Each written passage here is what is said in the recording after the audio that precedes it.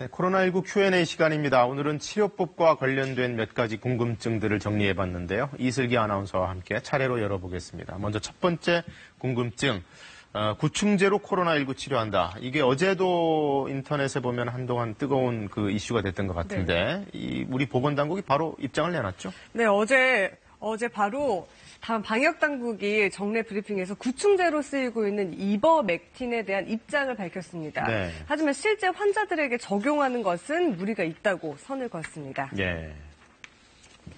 정은경 본부장은 해당 연구는 세포 수준의 연구 단계라고 하면서 이 이버맥틴의 정확한 용량, 부작용에 대한 안정성과 효과가 충분히 입증되지 않았다고 설명했습니다.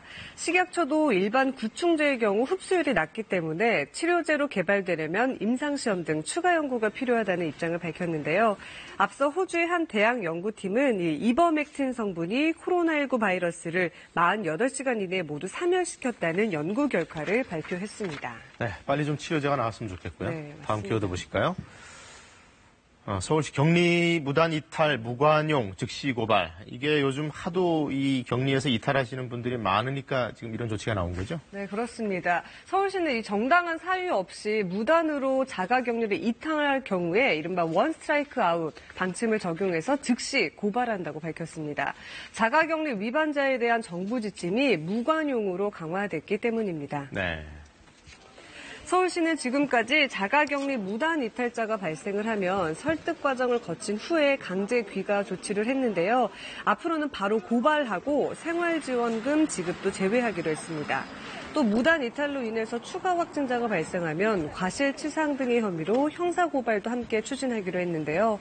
아울러 방역 비용과 영업 손실 등에 대한 손해배상도 청구할 방침입니다.